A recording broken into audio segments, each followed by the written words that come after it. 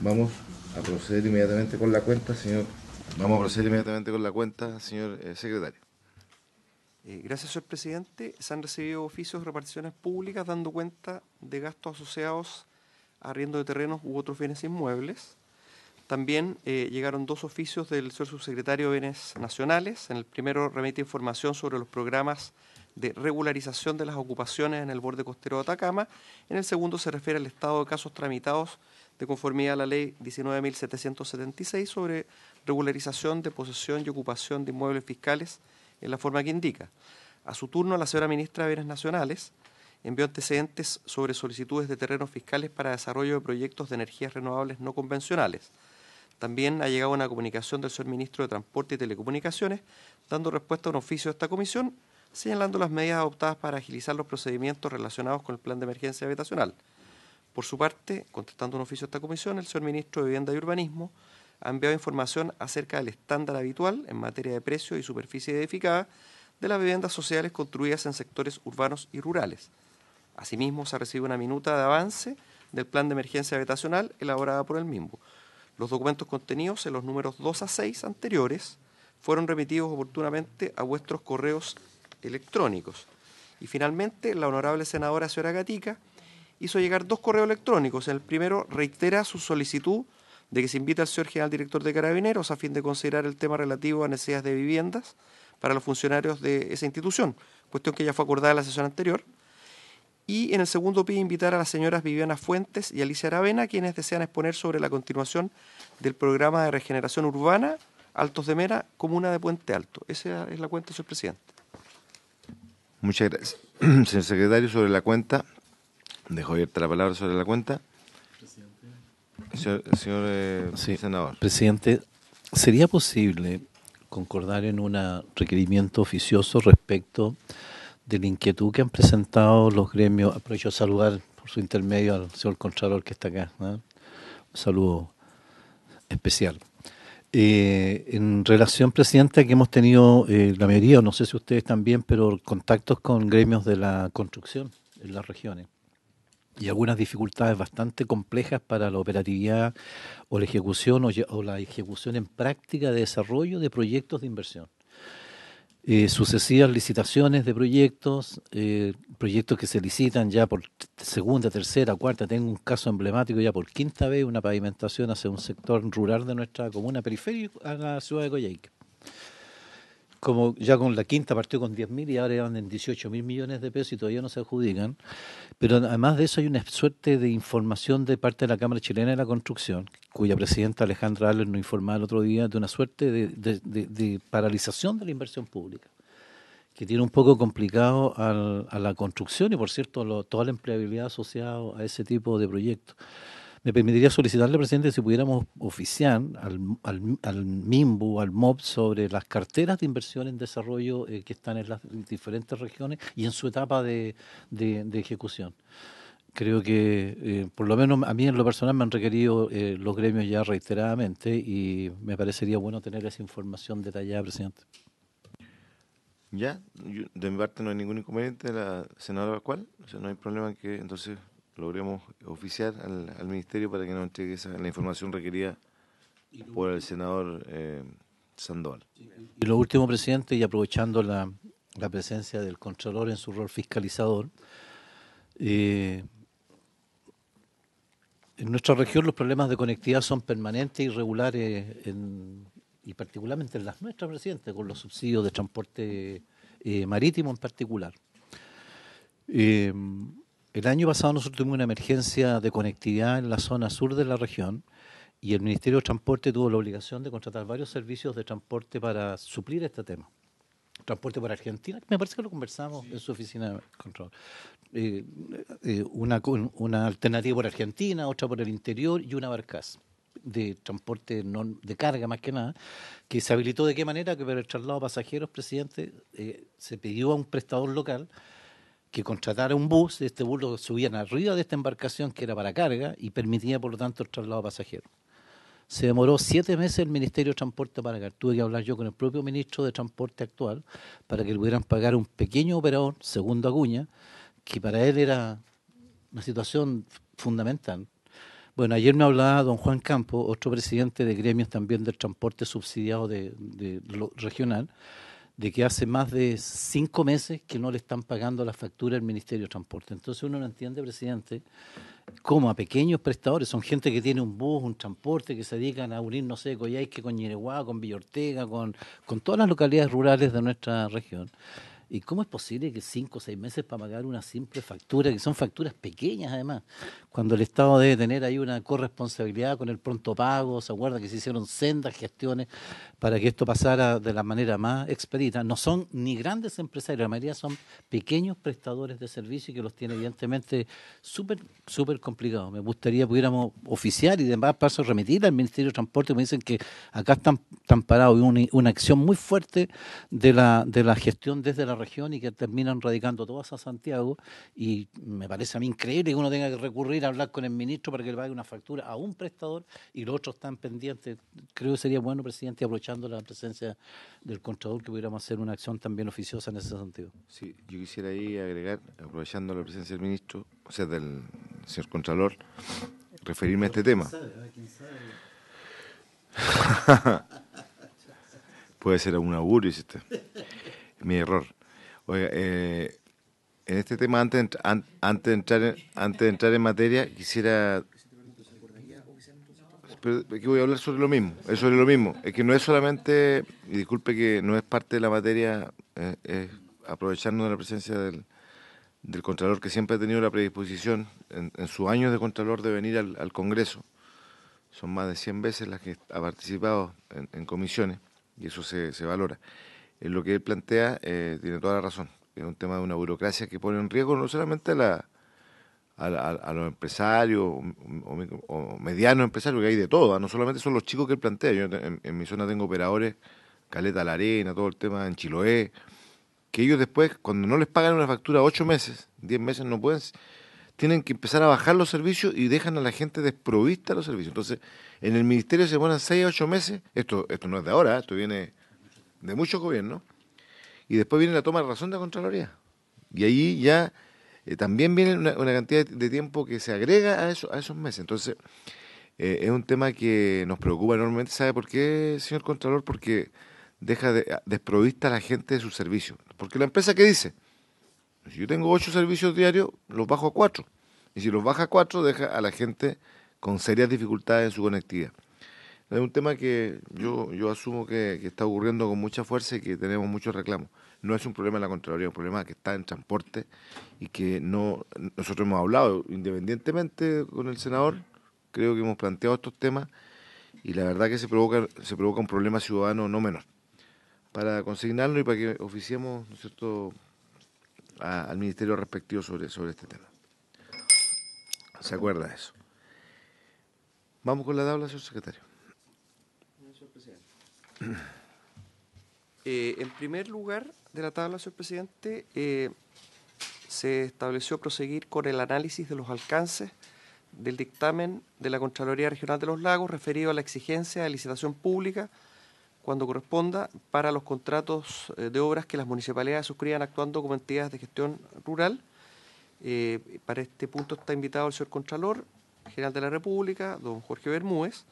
También hay representantes del Ministerio de Vivienda y Urbanismo, de la Asociación Chilena de Municipalidades y Verónica La Paz de la Biblioteca del Congreso Nacional, que también habría de aportar sus antecedentes sobre la materia. Ese es el punto 1, señor presidente. Sí, solo agregar antes de darle la palabra al señor Contralor, que este es un punto que analizamos la semana pasada, invitamos antes de salir de Semana Territorial, invitamos a la Asociación Chilena, nos vino a exponer y hoy día nos trae una propuesta que valoramos tremendamente. La preocupación, yo quisiera solo agregar al tema de la tabla, no solamente es al tema rural, nos preocupa que es para los dos ámbitos, el rural y urbano, o sea, puede ser una licitación también, o sea, una EGIS también trabajando en el mundo urbano, pues el dictamen ante la petición de Burranque puede provocar efectos. Nos preocupa, señor Contralor, porque los municipios de una u otra manera están trabajando como entidades patrocinantes, lo han hecho, muchos de ellos lo han hecho de muy buena manera y pudiesen estar cometiendo algún acto que la Contraloría mismo establece que no corresponde en el momento de la exigencia de la licitación pública. Entonces, por eso lo hemos invitado, para que junto al Ministerio la Asociación Chilena y la biblioteca nos puedan dar su opinión y cómo podemos esto. Sabemos que usted lo dijo el otro día en otra comisión. Cualquier dictamen de Contraloría solo es modificable en función de una nueva ley, y eso no lo entendemos de esa manera también y queremos aportar en ese sentido. Tiene la palabra, señor Contralor. Muchas gracias, señor presidente. Muy buenos días. Por su intermedio también a los demás integrantes de la comisión, a la secretaría, a los invitados que están presentes. Bueno, me acompaña mi colega Catalina Venegas y Melissa Aburman, que está ahí, con quienes hemos preparado esta presentación. Y si quiere, después de la sesión también podría hacer algún comentario a propósito de los dos temas que ustedes plantearon respecto de la conectividad, voy a decir, en ambas regiones, que ya lo habíamos conversado, como dijo el senador Sandoval, y también nosotros hicimos alguna parte del trabajo a propósito de eso. Lo primero que quisiera decir a propósito de este tema es, y siempre me gusta comenzar con esta lámina, presidente, por su intermedio de la comisión, que es la estrategia resumida, es decir, el plan estratégico de la Contraloría.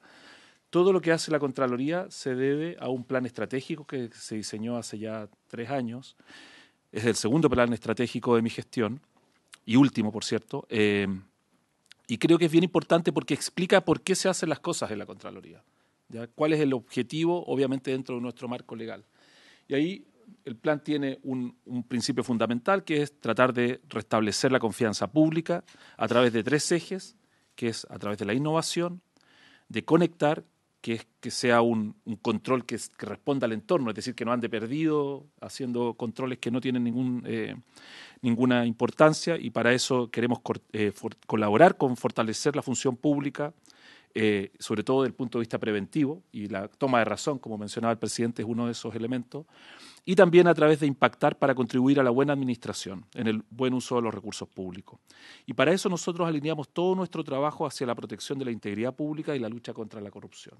O sea, en Chile no existe un solo órgano que tenga que ver con un sistema de integridad pública. Hay varios órganos. Está el Consejo para la Transparencia, está el Ministerio Público, está el Consejo de Defensa del Estado, y una parte de ese sistema, si uno quisiera denominarlo así, es la Contraloría, que juega un rol en esta materia.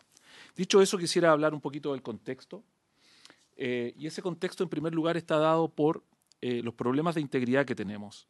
Nosotros hemos realizado una segunda consulta el año a propósito de la integridad pública, y una de ellas, y esta segunda consulta arroja que la percepción respecto de donde hay más riesgo de corrupción, no quiere decir que siempre haya corrupción, por cierto, quiere decir donde hay más riesgo de corrupción, es en 3 ámbitos. En primer lugar está el ámbito de las compras de bienes y servicios, en segundo lugar la contratación del personal, y en tercer lugar la obra pública. Esto en realidad no es ninguna novedad, esto ocurre en todas partes del mundo, porque es evidentemente el lugar donde se produce esa conjunción, ese contacto entre lo público y lo privado, y además donde hay recursos públicos involucrados. Entonces, en realidad lo que dice esa radiografía de la corrupción, que lo denominamos nosotros, y que nos diga que hay un riesgo de integridad en la obra pública, no es novedoso, eso ocurre en todas partes del mundo. Ahora, la obra pública evidentemente que es muy, muy importante en cualquier sociedad. Eso es una obviedad lo que estoy diciendo. Es importante porque satisface necesidades públicas, por lo tanto, la necesidad de vivienda, evidentemente que está dentro de esas necesidades públicas, es un motor de desarrollo, ya se dijo acá, porque evidentemente capta una gran cantidad de mano de obra, y sobre todo en las etapas iniciales de la obra pública, mano de obra que no tiene una alta cualificación, y además supone mover una gran cantidad de recursos.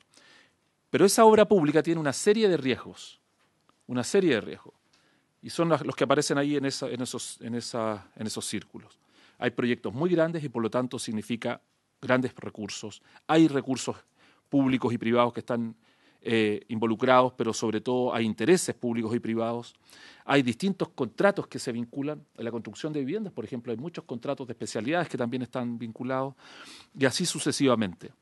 Hay entonces una serie de elementos que hacen que la obra pública sea un elemento de difícil control, porque además, como vemos en la siguiente, hay distintos momentos de la obra pública, desde el momento en que se identifica un proyecto hasta el momento en que ya efectivamente ese proyecto está operando, pasa mucho tiempo, pueden pasar muchos actores, distintos contratos y por lo tanto distintos recursos y distintos riesgos a la vez.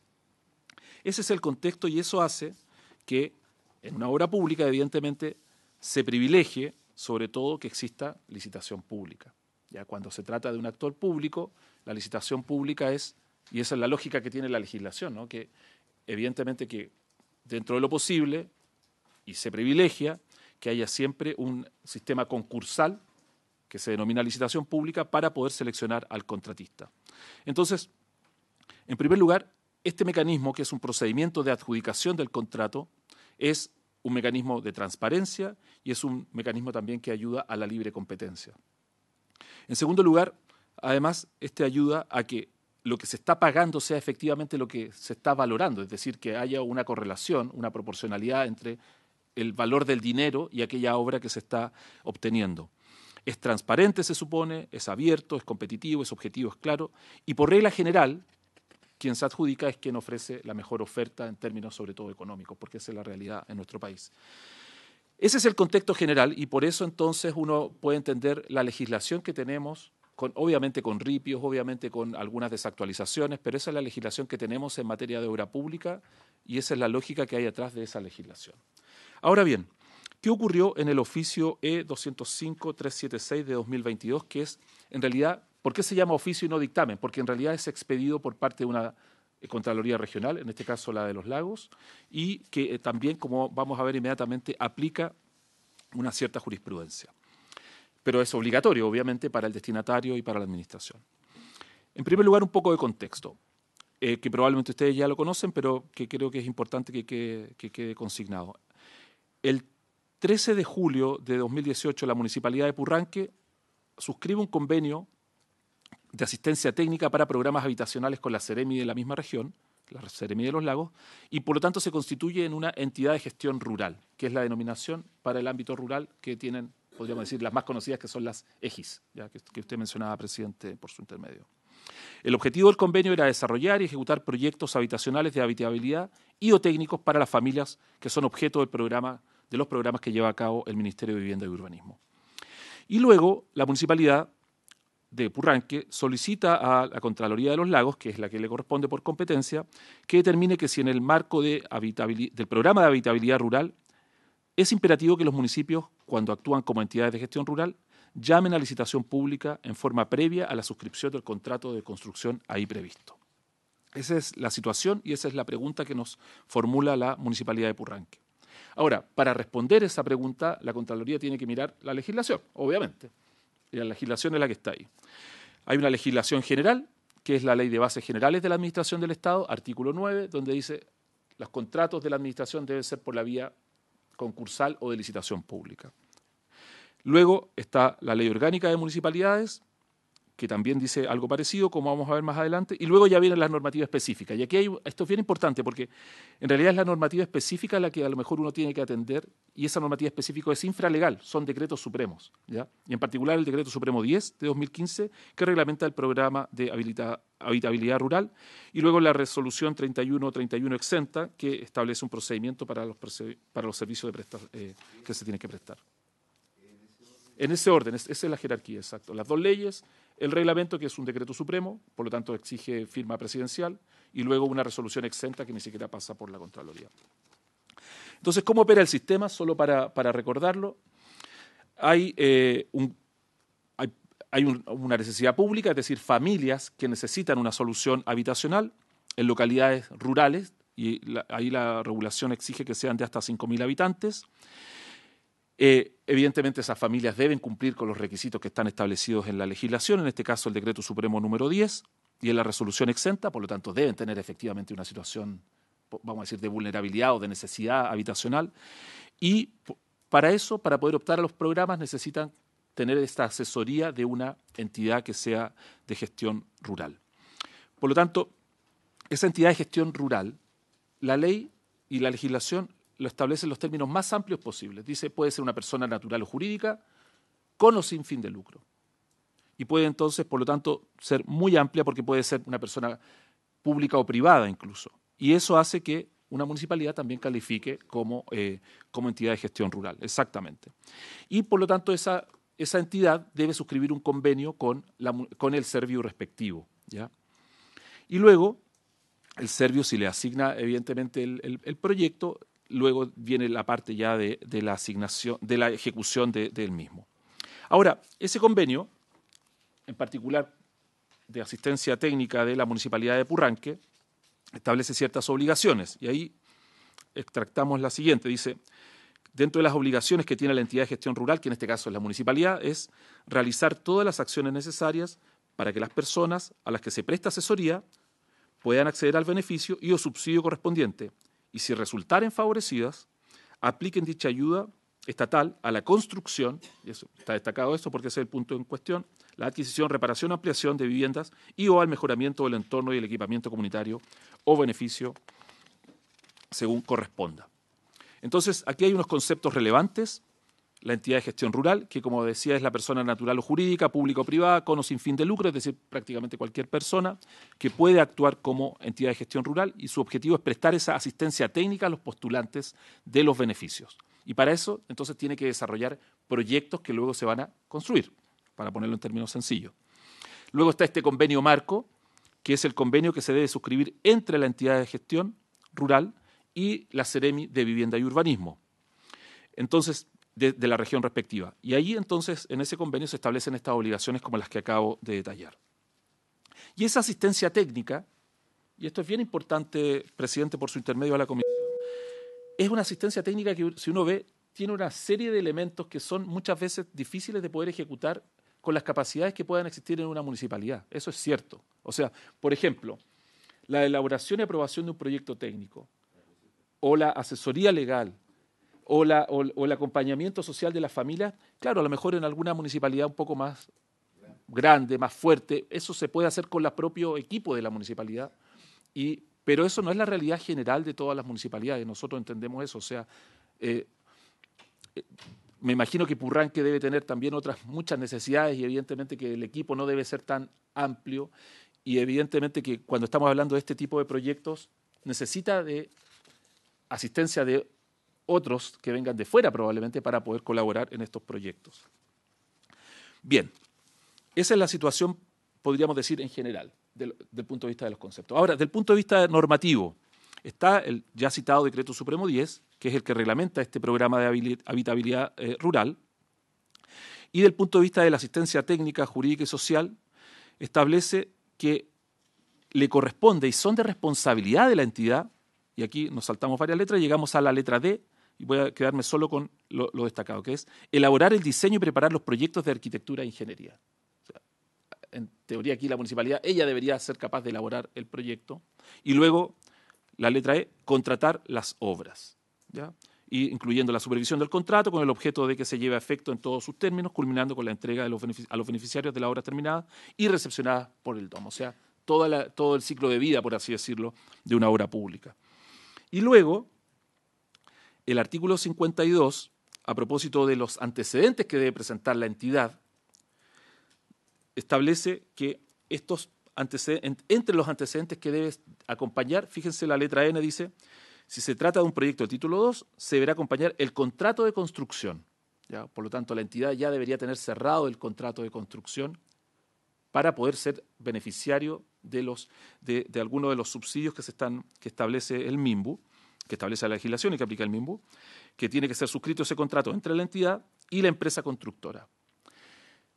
Y luego acá, en la última frase, le agrega, yo entiendo el sentido que quiso darle aquí el regulador, por así decirlo. Porque claro, si es un privado, efectivamente, le exige el contrato, no tiene problema, exactamente, y probablemente incluso podría ser el mismo privado el que va a construir que actúa como entidad.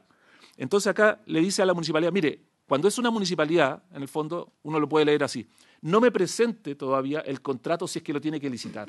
En el fondo, está pensado como un beneficio para la municipalidad, porque evidentemente todavía no tiene el proyecto adjudicado, ¿ya? Entonces, cuando le dice, presénteme todos estos antecedentes, tiene que presentarme el contrato si es que es un privado. Pero si tiene que licitarlo, no me lo presente todavía. Esa es la lógica. Lo que pasa es que en esa lógica también está detrás que si es un público como una municipalidad, tiene que licitarlo. Eso es lo que está detrás. Y en ese sentido, lo que está diciendo la legislación es usted tiene que licitarlo. Entonces, en particular, cuando se trata de una municipalidad, si uno va, por ejemplo, a la normativa específica, el artículo 8 del inciso 4 de la Ley Orgánica Constitucional de Municipalidades establece que la celebración de contratos, el otorgamiento de concesiones a que aluden los incisos presentes, se hará previa licitación pública. Y en realidad eso está dentro de la legislación normal.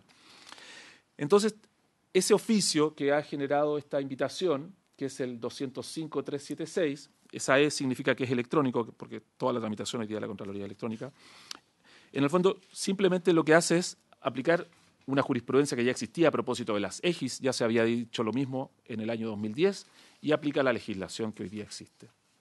Ahora, sin embargo, nosotros vemos que es muy fácil de solucionar esta situación. Evidentemente habría que redactar una norma que salvaguarde también el problema que puede existir de integridad, el riesgo de integridad pública que existe cuando uno se salta a la licitación pública, pero es fácil de hacer en términos que no es necesaria una ley.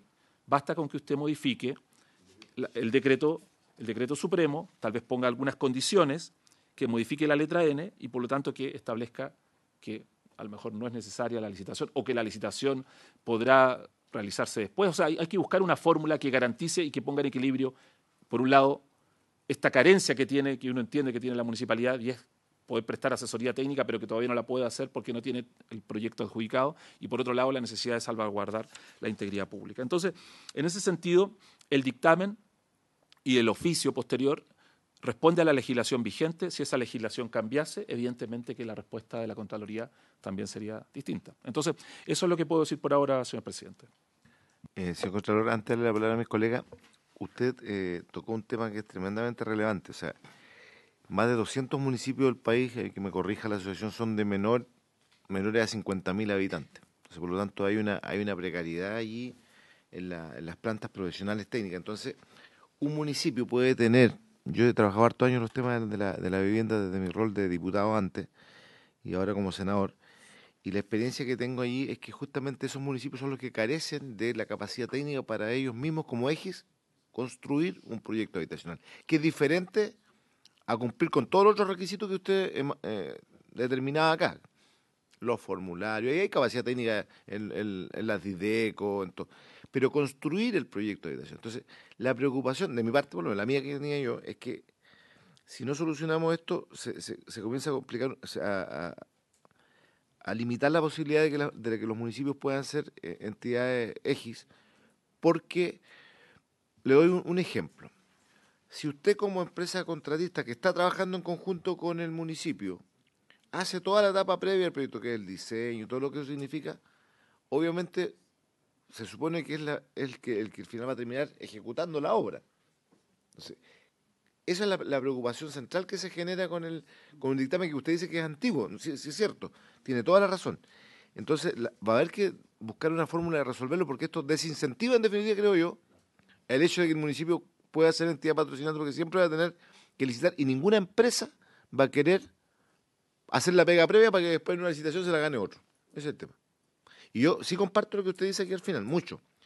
Que los temas, cuando usted aquí coloca, teniendo en cuenta los riesgos de la asignación directa, eso es efectivo también, porque igual tiene que salvaguardarse el interés de con quien esté trabajando sea una empresa que después va a tener la capacidad, las espaldas también económicas de cumplir con eso. Entonces ahí tenemos una dificultad. Presidente, disculpe, o sea, nosotros entendemos también que, por ejemplo, para una EGIS rural, por así decirlo, o sea, para estas entidades que van a estar en el ámbito rural, probablemente es mucho más difícil porque sea un privado, mientras más pequeño sea el municipio o menos gente, menos incentivo va a tener, porque, claro, construir un grupo de casas no debe ser muy rentable versus construir una población de varios cientos de casas. Entonces, evidentemente que ahí quien tiene que entrar es la municipalidad o el Estado de alguna manera. Entonces, yo creo que usted, o sea, tiene razón. Ahora, obviamente que a nosotros lo que nos corresponde es aplicar la legislación, si eso es así. Y la legislación implica también el decreto supremo. Senador Sandoval, antes de darle la palabra al resto de los invitados. Sí, presidente, me tocó ser alcalde de una comuna súper chiquitita también, en Cochrane. Tenía 3.500, todavía debe tener 3.500 habitantes más. Fue una comuna súper pujante, bonita, una ciudad muy bien estructurada. Y claro, teníamos esta eje. y la municipalidad tenía 10 funcionarios. ¿Ya? Nos incrementó significativamente cuando se nos obligó a todos los municipios que teníamos que tener juzgados de policía local. Y el juzgado de policía local no atiende a nadie por los problemas locales que tenemos, ¿verdad? Alguien de repente se pasa una luz roja que ni siquiera hay semáforo, ¿verdad? Lo cual es imposible, pero en fin. Se nos obligó y tuvimos que implementar ese tema y se nos incrementó la planta en ese sentido. Entonces, evidentemente que en el área ejecutiva los municipios pequeños recurren mucho a esta instancia de externalizar o de buscar la forma de enfrentar, porque además sabemos hoy día que un municipio que no tenga gestión de materia técnica no tiene financiamiento de proyectos, así de sencillo. Y además pasa el otro ingrediente, además de que, como bien dice el presidente, son a veces requerimientos de pequeños proyectos que están además, existe la aplicación del subsidio habitacional rural. Muchos se hacen incluso por autoconstrucción, que todavía es más difícil de controlar en obra. Entonces, hay un margen de la ley que de repente uno dice, o de la norma, que se aplica en el territorio, pero como que si todos estuviéramos viviendo muy cerca de la capital, muy cerca de los recursos, muy cerca de la respuesta. Y eso no pasa cuando hablamos en regiones como las nuestras. Y siempre digo lo mismo, si Aysén estuviera acá, abarcaría desde Santiago hasta Valdivia. Esa sería mi región puesta acá. Pero con la única diferencia que no tengo ni autopista, no tengo, al contrario, tengo pobladores todavía que andan transitando ríos como el Palena, ¿verdad? A remos para llegar a sus localidades de servicio. Entonces tenemos esa operatividad, Contralor, que yo creo que de repente como que uno echa de menos a veces entender también, más allá de la norma, entender también el territorio, ¿ya? Porque la norma, acá usted muy bien dice, aplicamos la norma. Y aquí está el Ministerio de la Vivienda escuchándonos, ¿ya? Y usted ha hecho una sugerencia relevante, que es la modificación del Decreto Supremo 10 y ver cómo ajustamos estas normas, y que si está el Ministerio de Vivienda acá, bastante proactivo, entiendo que nos está presentando unas sugerencias de modificaciones, que a lo mejor pudiera ser una buena oportunidad, porque este es un problema real. El presidente señalaba que más de 200 tienen menos de 50.000, imagínense cuántos más tienen menos de 10.000, ¿no? En Chile. Entonces tenemos realidades súper distintas. Por eso, como uno ve la norma global y ve la realidad también, esa norma aplicada en el territorio, y uno se encuentra de repente en una camisa de fuerza sin posibilidad de ir un poco más allá. Muchas gracias, senador Sandoval. Sigamos entonces con nuestros invitados. A continuación le damos la palabra al Ministerio de Vivienda y Urbanismo, el jefe de la División Política Habitacional, señor Carlos Araya. Buenos días, presidente, por su intermedio a la comisión, también al señor Contralor. En primer lugar, me gustaría destacar con mucha admiración la claridad del Contralor para explicar los programas habitacionales, muy envidiable desde nuestro punto de vista. Se lo agradezco. Muy útil su presentación para difundir el programa rural, se lo voy a pedir incluso. Y además, yo creo que el Contralor establece el diagnóstico y más o menos cuál es nuestra estructura de pensamiento sobre este punto con mucha claridad. Yo creo que la conclusión final la compartimos todos. Es necesario promover la participación de los municipios y también es necesario aminorar los riesgos que el mismo Contralor señala. Estamos totalmente de acuerdo en eso. Quiero comentar que en el contexto del plan de emergencia habitacional, partiendo por destacar que hay dos cuestiones muy relevantes que son principios y objetivos del propio plan. Uno, desplegar la política habitacional en el territorio. Y esto significa efectivamente llegar a comunas tan aisladas como la comuna de Cochrane, que menciona el senador Sandoval, ¿cierto? Y así una serie de comunas para las cuales fue definido incluso el programa de habitabilidad rural regulado por el decreto 10. Por eso está definido en comunas de hasta 5.000 habitantes. Y por otro lado, potenciar también la participación de los municipios. Esto también es un eje del plan de emergencia habitacional, considerando que es el brazo público del Estado desplegado en todos los territorios y comunas del país. Por lo tanto, es la estructura pública de entrada para las familias cuando buscan solucionar una necesidad cualquiera sea su ámbito. Por lo tanto, en ese sentido nosotros estamos muy de acuerdo en estudiar este problema que es de antigua data, ¿no? Desde que surge la modalidad en cual los proyectos se intermedian a través de entidades que han tenido sucesivos nombres, ¿cierto? Particularmente las de gestión rural, siempre ha existido latente esta consideración respecto a que los municipios deban licitar, o los propios Serviu, cuando son entidad participante, también les ocurre, guardando las proporciones, porque los Servius tienen competencias, condiciones, algunos más que otros. Pero en definitiva el sector público, considerando que algunos también han pensado en el tiempo que quizás hay algunos vacíos o cuestiones más ambiguas, considerando que los recursos son transferencias que tiene el privado, las personas que reciben el subsidio. Entonces ahí se han generado en el tiempo algunas dudas y por eso yo entiendo la consulta del municipio de Purranque, entendiendo que si se trata de subsidios que fueran asignados a las personas, ¿se trata o no de una obra pública o recursos públicos como los demás obras o contratos que pudiera llevar adelante un municipio? Ahora, sin perjuicio de esa duda que ha estado permanentemente desde que los municipios se habilitan para ser entidades, claramente detrás obviamente hay un principio de transparencia que hay que resguardar y que es muy importante. Nosotros particularmente en el llamado del programa de habitabilidad rural, que por aquí tengo abierta la resolución, porque no recuerdo el número exacto, que es la resolución 833 muy reciente, del 21 de abril, publicada en el Diario Oficial el 27 de abril, comenzamos a tratar de abordar esta situación, que como repito, se viene discutiendo hace algún tiempo, y el año pasado para promover el rural y el plan de emergencia habitacional en las comunas rurales se discutió y se debatió, con una indicación normativa en la resolución, dado que tenemos algunas facultades que nos permiten incluir algunas consideraciones, requisitos o condiciones especiales a través de llamados especiales, en el marco también del plan de emergencia habitacional que hemos ido utilizando. Hicimos un pequeño ajuste, y es que entendemos que en el programa rural y sobre todo en las comunas pequeñas, incorporamos la figura de que la entidad municipal pudiese actuar colaborativamente en un convenio con otra entidad que a su vez también tenga convenio firmado regional, de manera de asegurar que se trata de una entidad que participa del sistema, que ha acreditado sus condiciones, sus capacidades y ha suscrito un convenio y lo mantiene vigente con la Seremi respectiva.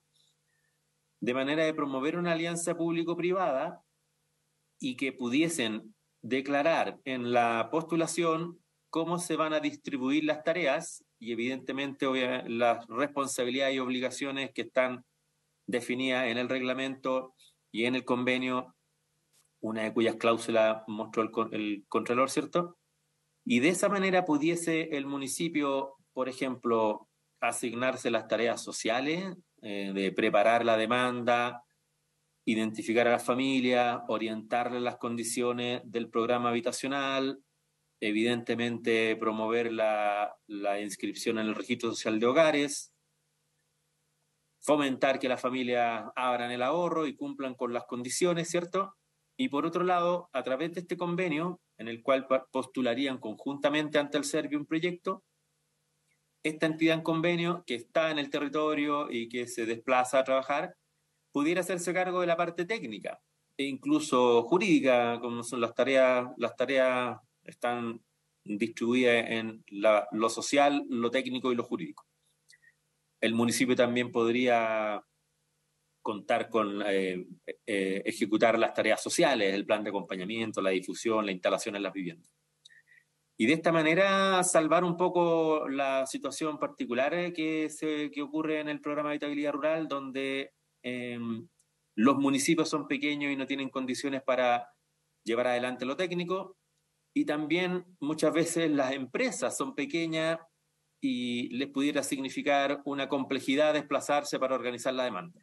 De esa manera entonces estamos indicando en el llamado de este año una atisbo de solución que podría ser y quizás podría consolidarse en una modificación del reglamento para poder atender un poco a las dos situaciones. Aquí lo que esperamos es que los municipios establezcan convenios y firmen convenios con entidades formales acreditadas, así como lo haría particularmente una entidad que fuera por su cuenta a trabajar en el territorio y presentaría un proyecto, como bien dice el Contralor, y lo contrataría directamente, aquí que actuaran de manera conjunta. Eso se ha establecido en el llamado actual vigente que está ahora y vamos a evaluar cómo funciona. Ahora, en términos definitivos, evidentemente a partir de esta modificación que hicimos en el llamado particular de este año, estamos muy disponibles y abiertos y probablemente a trabajar con la Asociación Chilena de Municipalidades para poder definir en lo sucesivo ya en el reglamento propio esta figura de entidades que comparten los roles y se reparten las actividades, regulando todos los aspectos que pudieran a lo mejor configurarse a partir de esta figura distinta, resguardando también obviamente los criterios de transparencia que debieran regir a la suscripción de estos convenios.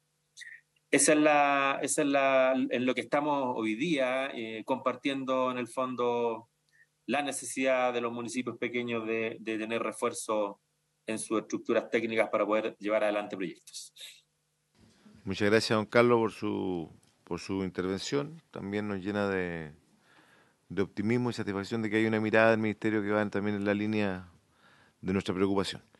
Tiene la palabra la señorita Verónica, ¿no es cierto?, de la Biblioteca del Congreso Nacional, que igual nos va a aportar como analista su percepción sobre esta materia.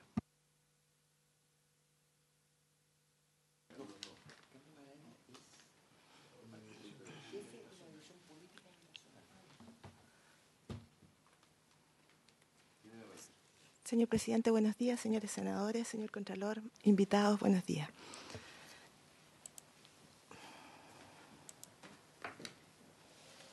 Estoy compartiendo pantalla. Compartir.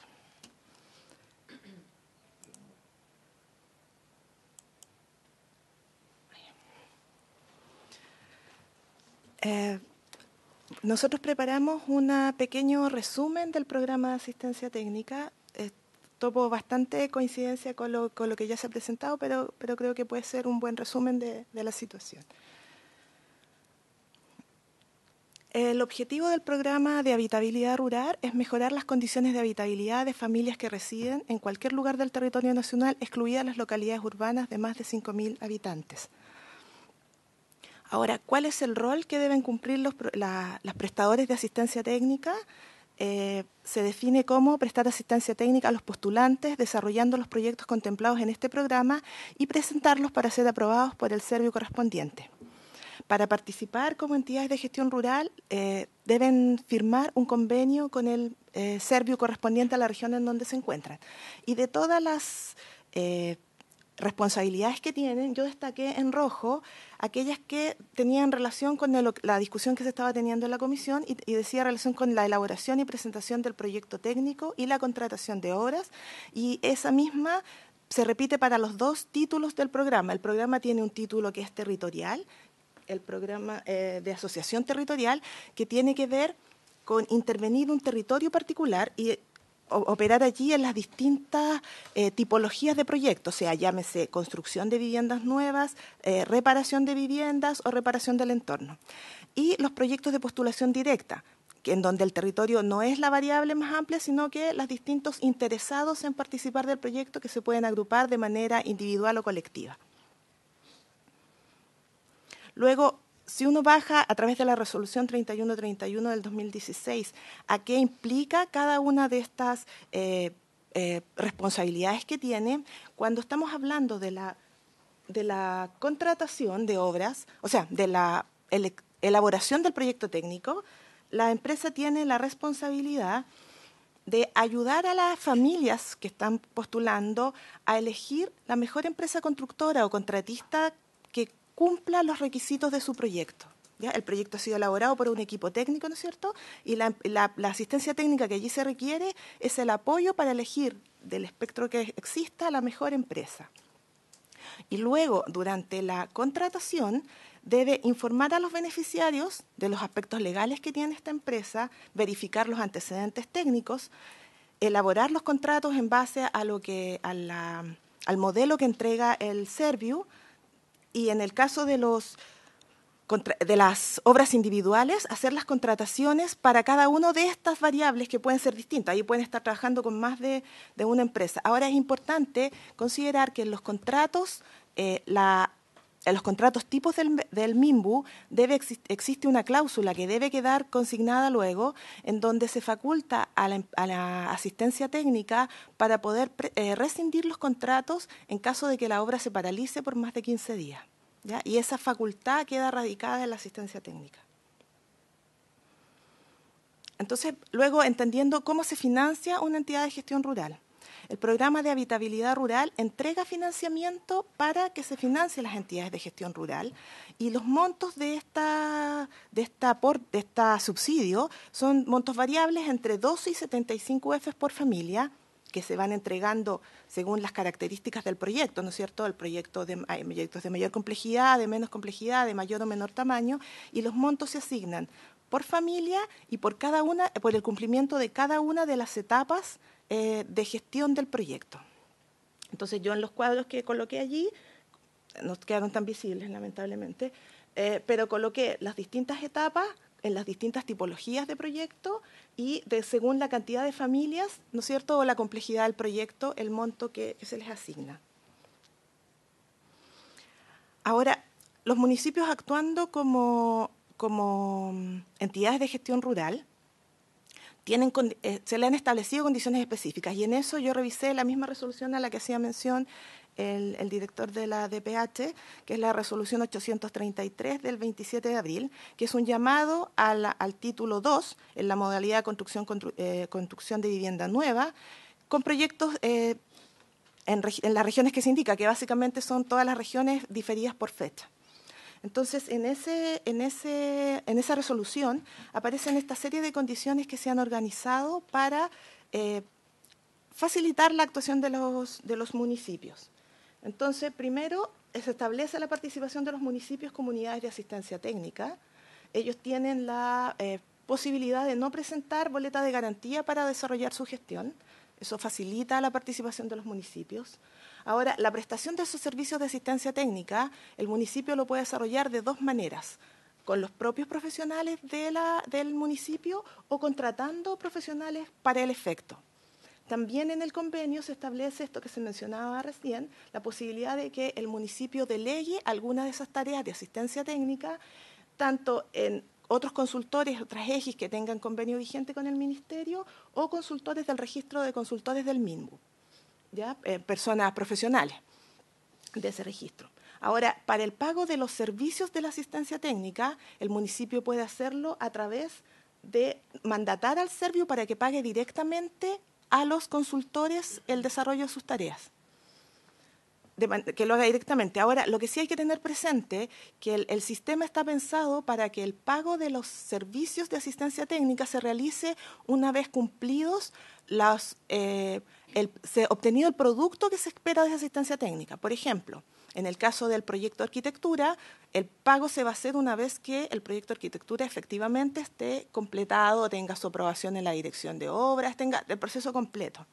Entonces, allí se puede producir cierta dificultad al momento de los plazos para cancelar los servicios que se externalicen, o en aquellos casos en donde el proyecto por alguna razón no se llega a efecto y por lo tanto el objetivo final que tiene el ministerio, que la obra se ejecute, no se cumple. Entonces allí se producen algunos nudos para resolver respecto de la correspondencia entre la contratación y el pago de los servicios al cumplimiento de las etapas.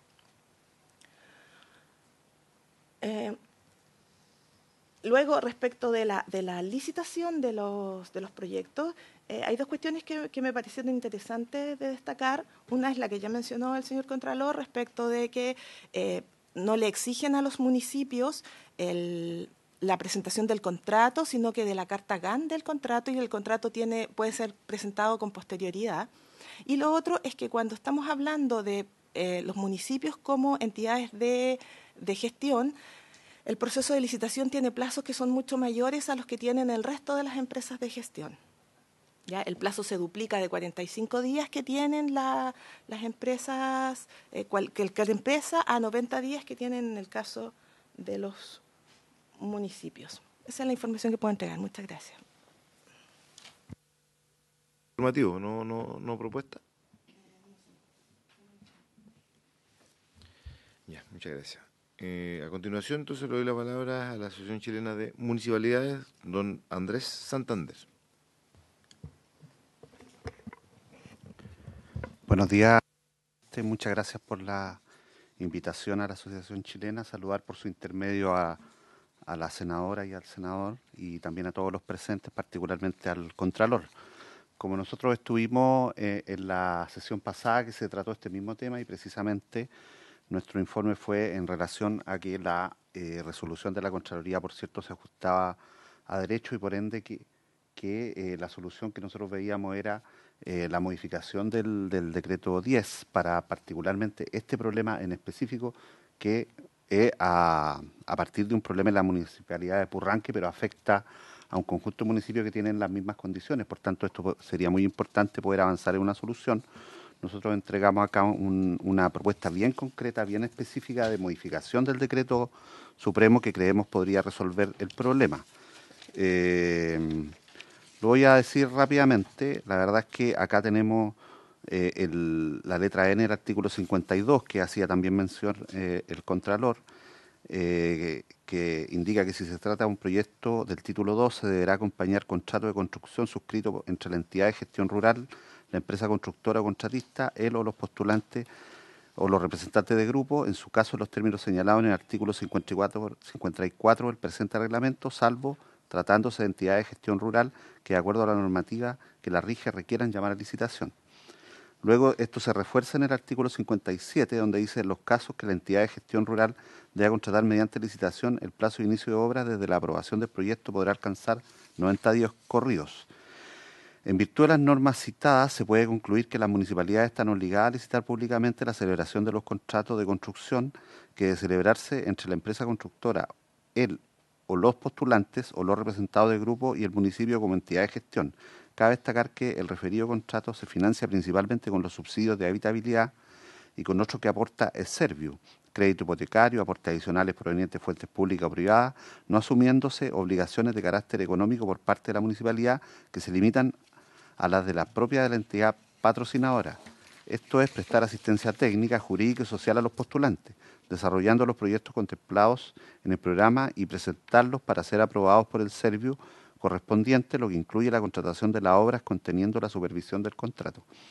Lo anterior causa problemas de gestión a la gestión por parte de las municipalidades, ya que se debe licitar públicamente contratos en los que solo tiene la función de apoyar técnicamente a los postulantes sin asumir obligación pecuniaria alguna, lo que coloca en una situación de desventaja respecto a las entidades de gestión privada. Para estos efectos nosotros proponemos una solución concreta. Primero, número 1, el artículo 52, suprimir la frase salvo tratándose de entidades de gestión rural que de acuerdo a la normativa que la rige requieran llamar a licitación. 2, eliminar el inciso final del artículo 57, estoy hablando del decreto supremo. Y 3, agregar el siguiente inciso al final del artículo 55. Cuando las municipalidades actúen como entidades de gestión rural, la contratación de obras se regirá por las disposiciones del derecho común sin que sea necesaria la licitación para dicho efecto. Quisimos hacer una presentación bien específica que evidentemente en el trabajo con el Ministerio de Vivienda y por cierto acá en el Senado a lo mejor se puede precisar más, pero creemos que la solución tiene que ser concreta y específica para que solucionar no solo el problema de la municipalidad de Purranque, sino que un conjunto de municipios que están en las mismas condiciones, dado que este tema de vivienda es tan relevante y por tanto creemos que con la modificación del decreto supremo se puede resolver este problema y avanzar para que los municipios puedan estar en igualdad de condiciones en el caso de los programas de habitabilidad rural. Muchas gracias, señor Andrés Santander. Antes de darle la palabra a los colegas parlamentarios, ya en la etapa final de la comisión, quisiera, ¿no es cierto?, que le diéramos un tiempo, obviamente, al Ministerio, porque esto es de resorte exclusivo del Ejecutivo, por lo tanto, para que estudiara las propuestas que hace la Asociación Chilena y quedaran en contacto, en definitiva, don Carlos, con la Asociación, para que puedan coordinar, obviamente, una propuesta que vaya en la línea, por lo menos hay una coincidencia entre lo que manifestó el señor Contralor con lo que está haciendo la Asociación Chilena de que aquí la vía pasa por alguna modificación al decreto número 10. Ahora, las particularidades de esa modificación las tiene que estudiar, obviamente, profusamente el Ministerio de Vivienda y Urbanismo, y ahí, por lo tanto, le haremos llegar no la tienen ellos, ¿no es cierto? No la tiene el mismo. Esta presentación. Ya. Se la haremos llegar entonces digitalmente de parte de la Secretaría, don Carlos Araya, para que la estudien y vean cuáles de esos elementos propuestos por la asociación van en la línea de lo que el Ministerio obviamente contempla. Yo valoro por lo menos que en la licitación ya en el diario oficial del 27 de abril hayan habido elementos que van a permitir eventualmente mejorar la participación de la entidad patrocinante. Dejo abierta la palabra a los colegas parlamentarios. Tenemos también en línea, tengo entendido, a la senadora Gatica. Tiene la palabra la senadora Pascual. Gracias, presidente. Saludar nuevamente a todos los invitados, tanto al Contralor como a la Asociación Chilena de Municipalidades y a la representación del Ministerio de Vivienda, que está de forma telemática, por supuesto, a todos los senadores presentes y sus asesores y asesoras. Yo quería... entiendo perfectamente el punto, lo vimos, digamos, la semana anterior a la territorial, es una dificultad que indudablemente tiene, además, muchos casos de casuística dependiendo del municipio, del proyecto determinado, por lo tanto, efectivamente, no cuesta a lo mejor pensar en modificaciones y en reglamentaciones que den cuenta de cada uno de los procesos o de las situaciones en las cuales se pudiera llevar a cabo una dificultad en este procedimiento. Sin embargo, valorando absolutamente la disponibilidad tanto del Ministerio de Vivienda como del Contralor en tanto abrirse a posibles modificaciones que hagan que no se tenga que aplicar tal cual la legislación hoy día, y por supuesto también la disposición de la asociación de buscar alternativas, me llama la atención la propuesta de la asociación, porque no sé si ahí sería pertinente, entendiendo que es una primera valoración, no voy a pedir un examen detallado porque la estamos recién conociendo, entonces entiendo que el Ministerio de Vivienda y el Contralor pudieran no tener un estudio más acabado, pero una primera valoración, porque me llama la atención que pareciera que la búsqueda de la solución es por igualar el trabajo de los municipios a cualquier entidad pública o privada, mejor dicho, en este caso, y no sé si esa es la mejor solución. No sé si Entonces, desde esa perspectiva, pedirles la valoración tanto al Ministerio como al Contralor. Tengo la inquietud si las modificaciones tienen que ir por el lado, por ejemplo, a lo mejor de establecer la flexibilidad que está en las modificaciones que plantea el Ministerio de Vivienda en el 27 de abril de este año y poder incorporarlo al Decreto Supremo 10, o bien también explorar una posibilidad, si acaso, el eximir de licitación solo para efectos del plan de habitabilidad rural se aumentaran la cantidad de UTM. No sé si creo que pudieran ser alternativas también a explorar. Entonces no sé si eso si estoy razonando, digamos, de forma más correcta y si les parece o no tanto al Contralor como al Ministerio de Vivienda. Eso, presidente. Muchas gracias. Aprovechamos de darle las felicitaciones a la Asociación Chilena, que tengo entendido está de cumpleaños el día de hoy. Habíamos traído un regalo, pero lo vamos a omitir por la presencia del señor Contralor. No. Ya.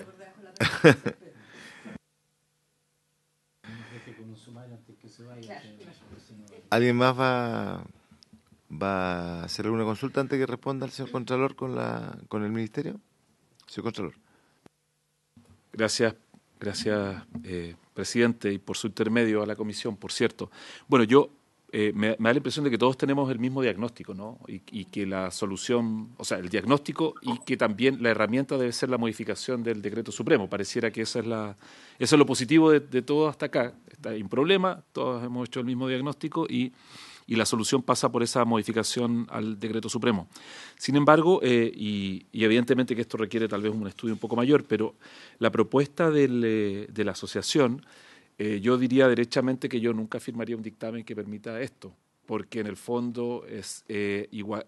Para empezar, porque estamos hablando de un órgano que se rige por las normas del derecho público. Y cada vez que un órgano de derecho público debe regirse por las normas del derecho privado, está autorizado por la ley, no por el decreto. Entonces ya ahí tendría un problema con el rango de la norma que lo habilita a usar el derecho común. ¿Ya? O sea, estoy pensando, por ejemplo, en las empresas portuarias que hacen una actividad comercial. La empresa portuaria, expresamente la ley dice, se rige por las normas del derecho común para efectos de sus contratos, porque si no, tendría que ser contrato administrativo. Entonces, ahí ya yo tendría una primera complejidad. Y además que el problema está en que al liberalizar tanto, en el fondo, el riesgo que nosotros acabamos de poner en la mesa sube exponencialmente. Entonces, a mí me parece que la solución podría ser un poco más compleja en el sentido no de complejizar el sistema, sino que en el sentido de complejizar la redacción de la normativa.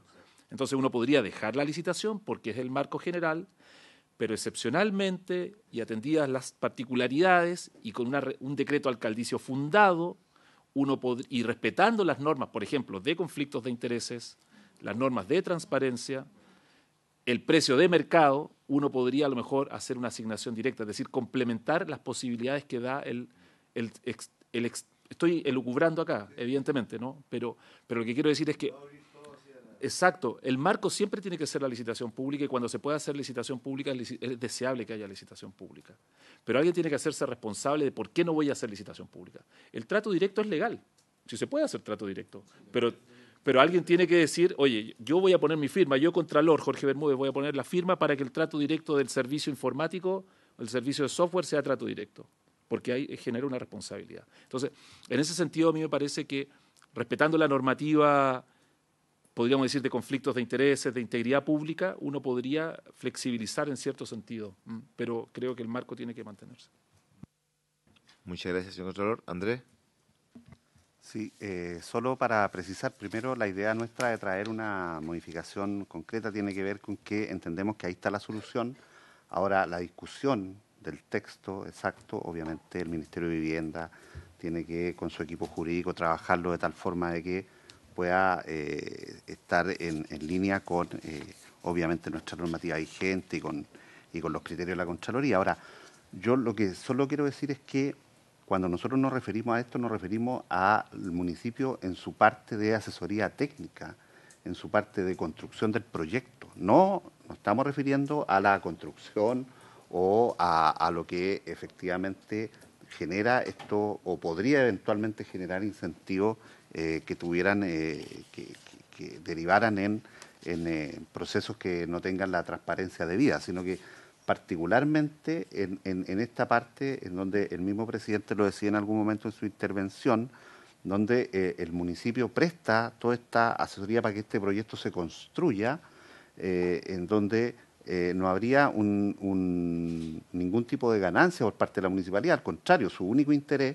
es agrupar a los vecinos, organizarlos, hacer el proyecto para que este proyecto sea viable. Y en esa parte, efectivamente, el municipio debería tener todas las facilidades para poder llevar adelante todos estos programas y proyectos que cuando llegue el momento, obviamente, de tener que adjudicar a una empresa constructora o quien corresponda, tienen que aplicarse todas las normas del debido derecho y todas aquellas que fortalezcan la transparencia del proceso. Gracias. Don Carlos. Sí, yo creo que lo que propone la Asociación de Municipalidades es efectivamente correcto desde lo técnico en una parte del problema. Obviamente hay que complementarlo con el resguardo de la transparencia y el Contralor agrega también otra idea ahí que nos parece muy, muy relevante. Es muy interesante además que podamos construir un modelo, lo que plantea la senadora Pascual también es una idea muy, muy, yo creo que interesante, pero más allá de eso, lo que logremos construir hay que tener en cuenta que es la modificación de un decreto supremo que va a ser tomado a razón por la Contraloría. Entonces, evidentemente, tiene que cumplir todas las expectativas y los criterios de resguardo, tanto de poder flexibilizar la norma como de flexibilizar también la transparencia en la adjudicación de obras, más allá de que sean obras, recursos de los subsidios de las personas o recursos públicos. creo que lo que se está cuidando detrás es que en el accionar de los municipios, sean grandes, pequeños, medianos proyectos, haya transparencia o se apliquen las medidas, como lo dijo el Contralor, para acreditar de que se reúnen las condiciones para hacer un trato directo, que se apliquen las medidas conforme a la ley. Pues entonces a lo mejor deberíamos perfeccionar esos elementos, incluirlo, direccionarlo en la redacción de nuestro reglamento. Hoy quizá hoy día es muy unidireccional y solo apunta a la licitación y nada más, pues no deja los demás caminos. Sí. Por ahí quizás lo podríamos estudiar y yo creo que con nuestra división jurídica y los abogados de la Asociación Chilena nos podrían apoyar también para poder preparar una buena modificación que cumpla también y pueda llegar a la toma de razón ojalá en el más breve tiempo. Bueno, y muchas gracias porque además va en la línea de lo que estamos conversando. Y yo valoro lo que él plantea, don Carlos, en el sentido de que también no sea cualquier empresa constructora privada, sino que tenga experiencia en la región. Y eso tiene que estar avalado con el trabajo que ha realizado ya con el servicio respectivo, así como lo hace Obras Públicas, que exige realmente una cantidad de metros cuadrados que demuestre que ha tenido expertise en la materia, para que no vaya a llegar una empresa que solamente tenga como objetivo ganar esa licitación con un precio más bajo, que a veces ocurre, Contralor. Postulan con precios más bajos para ganarse y después modifican y queda adelante. Así que nosotros valoramos enormemente la reunión. Le vamos a dar las palabras finales al Contralor porque él nos quería decir algo más respecto al tema de conectividad, pero agradecemos mucho la presencia de la asociación. Los dejamos, don Carlos, coordinados a ustedes para que ojalá en un tiempo prudente podamos tener una nueva sesión dentro de la tabla para ver cómo hemos avanzado y cómo se resolvió los temas que estamos planteando acá. Y también agradecemos, por cierto, la presencia de la biblioteca a través de la señora Verónica, pero por sobre todas las cosas, ¿no es cierto?, considero muy provechosa la reunión porque además después vamos a liberarlos porque tenemos 10 minutos finales para ver una problemática que tenemos con un proyecto de ley que tenemos que ver la próxima semana. Así que, señor Contralor, muchas gracias por su presencia una vez más, así también a la Asociación Chilena de Municipalidades, como a todos quienes nos han acompañado el día de hoy. Muchas gracias. ¿El sistema de conectividad? Sí. Bueno, voy a aprovechar, es que no me perdí un poquito con la metodología, pero... Sí, solo quería decir dos cosas, presidente, y por su intermedio. Efectivamente, con el senador Sandoval tuvimos una reunión en diciembre del año pasado.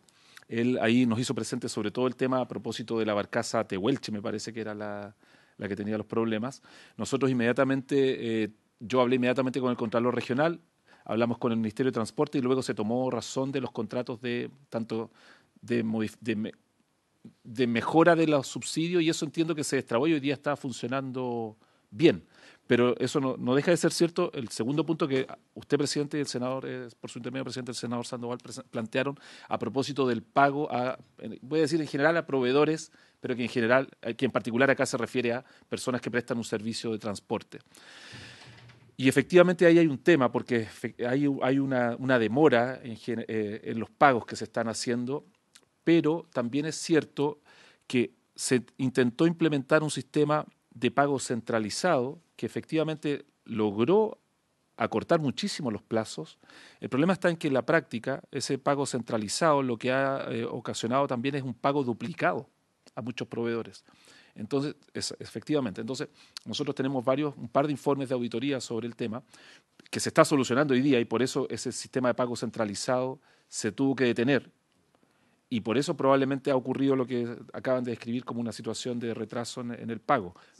Podría haber una relación en eso, pero efectivamente hubo un problema en una modalidad de pago que exactamente, que es buena idea porque acortó los plazos, pero luego el actual gobierno tuvo que detenerlo para poder modificar la plataforma porque se estaba produciendo duplicidad. Eso. Ahí no puede haber nada que le obligue al Ministerio a tener ciertos tiempos, porque como yo lo decía hace un rato, el problema a mí no me preocupa el tema de los proveedores, porque si dejan los servicios probablemente no haya ningún otro proveedor en esa localidad que lo vaya a suministrar. Ese es el peligro que vivimos. El caso del Fiordo Mich.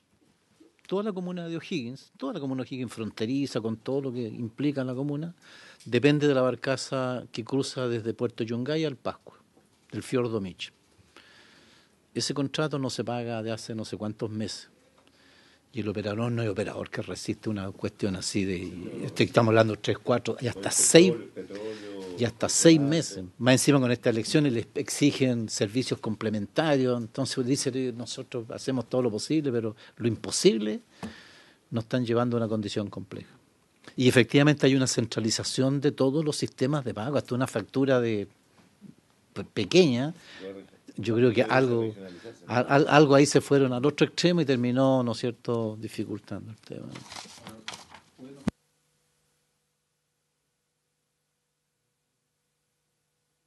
Como ya lo acordamos nosotros, pero sería súper interesante. Disculpe que lo habíamos tocado en la comisión que no tiene que ver con el tema de fiscalización, el pronto pago, hay una ley de pago.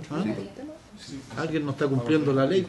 Vamos a terminar esta parte de la sesión liberando a nuestros invitados, agradeciéndoles enormemente contra su buena y excelente predisposición que usted siempre tiene con el Congreso. ¿Cuánto falta? De hecho, como usted dijo, presidente, perdón que interrumpa, dado que estamos en esta parte de varios, he venido más de 160 veces al Congreso, en primer lugar. Pero efectivamente ya el 17 de diciembre termina mi mandato, por lo tanto ya me queda de diciembre, y ahí será tarea también del Senado ver la sucesión. Felicitarlo por su gestión. Agradecerle también. Suspendo por un minuto.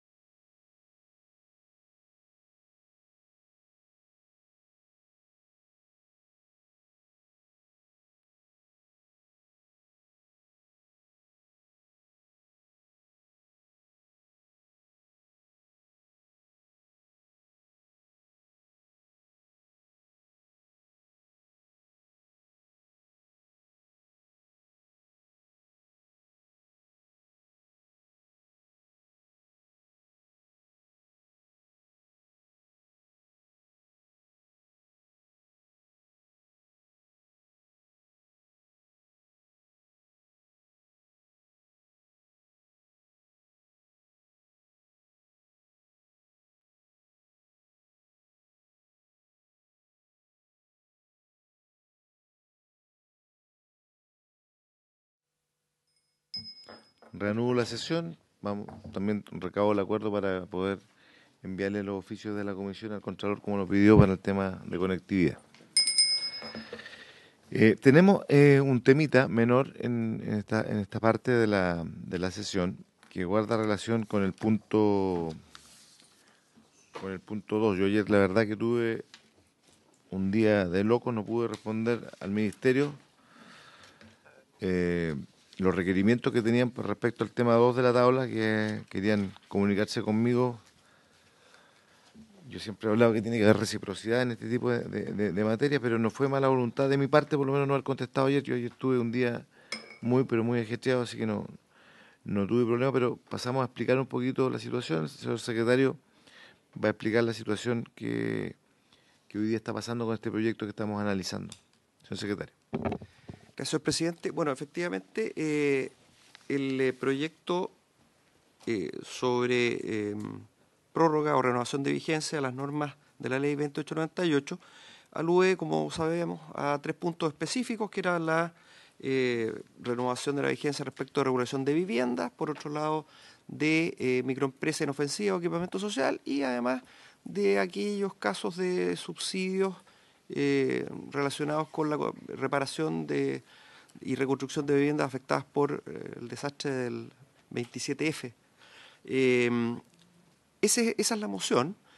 Como bien dice el señor presidente, el día de ayer el Ejecutivo había elaborado una propuesta que tiene un alcance mayor y justamente quería conversarlo con él, con el señor presidente. El Ejecutivo no fue posible.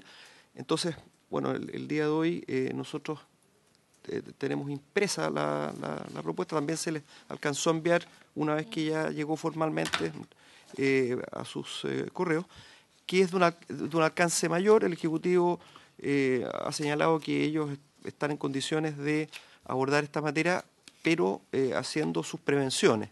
Entonces, señor presidente, eso es lo que habría que decidir, toda vez que, como hemos visto en la sesión anterior, la moción se refiere a 3 puntos específicos, más un artículo transitorio, que es una cuestión más bien formal. La propuesta del Ejecutivo, desde luego, abarca aspectos que en su minuto la propia representante del MIMBU señaló que eventualmente iban más allá de las ideas matrices del proyecto. Esa es la situación concreta, señor presidente. Sí, la verdad, ¿no es cierto?, que las modificaciones que presenta el Ejecutivo no guardan relación, bajo punto de vista alguno, de manera directa con la idea matriz del proyecto.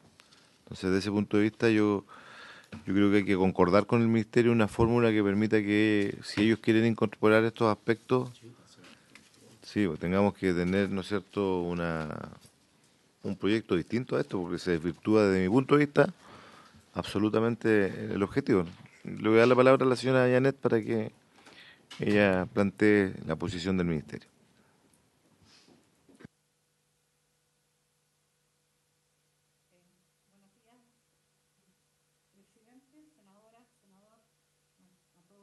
Están presentes en la comisión. Bueno, la verdad es que nosotros trabajamos, a partir de lo que fue la sesión pasada, trabajamos en tratar de acortar al máximo el proyecto, pero como ejecutivo creemos que es importante, no obstante que yo misma lo señalé, hay cosas que exceden las ideas matrices del proyecto, pero para nosotros era importante hacer el punto y hacerlas presentes, porque tal como se señaló en la comisión por parte de miembros de la misma, hay normas que no nos han parecido adecuadas, que están sujetas permanentemente a interpretación, como lo señaló el director de obras que asistió también. Hay situaciones complejas, los municipios las aplican de diferente manera y nosotros quisimos hacerlas presentes en esta oportunidad. Puede que comparto con ustedes que probablemente esto tenga que ir en otro proyecto de ley y ahí lo tendremos que ver. Pero ustedes mismos nos pidieron que nosotros acotáramos nuestra presentación inicial y pusiéramos de relieve los puntos más importantes. Bueno, lo primero es, voy a hacer una pequeña síntesis de lo que incluye el documento que ustedes tienen a la vista. Lo primero es una modificación al artículo primero, que estaba referido a señalar expresamente que se refiere a viviendas de autoconstrucción. De hecho, el título de la ley es regularización de viviendas de autoconstrucción, pero lamentablemente en la práctica se ha defectuado y ha permitido que se regularicen ampliaciones de viviendas o se regularicen nuevas construcciones que hay dentro de un mismo predio. En segundo lugar, era una modificación que puede parecer relevante, pero es una cosa que está. La superficie edificada, que es el concepto que estamos usando en el artículo segundo, es solo una precisión para ajustar al lenguaje de la Ordenanza General de Urbanismo y Construcciones, ya que los baños y cocinas son superficie edificada y lo que no son es superficie habitable, en definición de la ordenanza. En tercer lugar, es una modificación que yo creo que perfectamente puede entrar dentro de este proyecto de ley porque se está ampliando el plazo. Yo sé que no tiene que ver estrictamente, pero es una modificación bastante formal y que la explicó Ricardo en la sesión anterior, que es la relativo a incorporar dentro de los requisitos que se haga el formulario único de edificación, que es un requisito general que existe para las edificaciones, pero que lamentablemente no se consideró para efectos de la ley de regularización en su momento y que es relevante para fines estadísticos fundamentalmente. En la modificación, la cuarta, es incorporar la necesidad de que se entregue dentro de los documentos el certificado de subsidio, porque esta es una exigencia legal que se estableció a partir de la ley miscelánea, que es la ley 21.558. Otra cosa que estábamos proponiendo es reducir los plazos que tienen los directores de obras para pronunciarse sobre las regularizaciones y hacer presente que no tienen que no tienen la posibilidad de hacer actas de observaciones que no estaba previsto en la legislación explícitamente y lo hemos hecho a través de interpretación. En el caso del título 2, incorporamos las normas de accesibilidad universal porque muchas de las microempresas son edificaciones de uso público y de hecho fue una solicitud que se hizo en la comisión por parte de los directores de obra. Una cosa súper formal, que yo creo que la Secretaría podría arreglarlo, es que las referencias a la ley de copropiedad están hechas a la ley 19.537 y en realidad ahora la referencia tiene que ser a la 21.442. Ahora, dicho esto, si la comisión estima lo contrario, nosotros creemos que la única modificación es, si solamente se van a aportar al plazo, nosotros creemos que en el artículo 4 lo que debería hacerse, porque el artículo 1 ya está solucionado porque se puso a través de la ley miscelánea, que las normas regían hasta el 31 de diciembre del 2025, entonces lo que deberíamos hacer en el artículo 4 es reemplazar lo que plantearon los senadores en su moción, que decía que se ampliaba de 3 años contado desde la publicación por la frase el plazo señalado en el artículo 1, de tal manera que tanto el título 1 como el título 2 sigan vigentes hasta el 31 de diciembre del 2025. Dicho eso, me voy a referir a algo que planteó la senadora Pascual en la sesión pasada, que era respecto del título 3, la posibilidad de que también se ampliara el plazo en el título 3. Nosotros señalamos que eso estaba referido al 27F y que prácticamente teníamos unos casos que estábamos terminando administrativamente y que por lo tanto no considerábamos necesario que se modificara el título 3 y se ampliara el plazo. Y además señalar que existe un procedimiento permanente de regularización en el caso de otras catástrofes, que fue lo que ella planteó, extender la regularización en caso de incendios u otros, desde que si se pido disculpas un poquito. Que hay zona de catástrofe, en ese evento la interrumpo, se aplica el sí. La interrumpo un segundo, perdón, señora Janet, para pedir 5 minutos de plazo. Continúen. Muchas gracias. Ya. Le decía que existe para las otras catástrofes distintas del 27F, que fue de una complejidad mayor. Actualmente existe el artículo 116 bis D de la Ley General de Urbanismo y Construcciones, que establece un procedimiento de regularización y que requiere exclusivamente que se declare zona de catástrofe. Eso es lo que podría decir. Ya, muchas gracias, señora Janet. Entonces nosotros lo que vamos a pedirle a la Secretaría en conjunto con ustedes que podamos determinar de aquí a la próxima semana para continuar con la discusión de la iniciativa, que si pudiesen buscar dentro de todos los elementos que ustedes nos han presentado como propuesta, aquellas que tengan alguna relación directa con la idea matriz del proyecto. Y los otros puntos, como comisión, abierto absolutamente a tratarlos en otra iniciativa legal que ustedes mismos como ministerio nos puedan hacer llegar. No sé si le parece a ustedes como ministerio. Por supuesto, senador, nos parece que es una alternativa. Como digo yo, hay cosas que son bien formales que yo creo que siempre podría la Secretaría colaborar con nosotros. Excelente. Hay una buena predisposición también de nuestra Secretaría para que se trabajen. El señor secretario nos señala que hay algunos puntos que sí pueden ser abordados, ¿no es cierto?, como vinculaciones a la idea matriz de la iniciativa. Así que le agradecemos también la presencia de la señora Janet, a quien también nos está acompañando del Ministerio, y habiéndose cumplido el objetivo de la sesión, esta se levanta. Muchas gracias.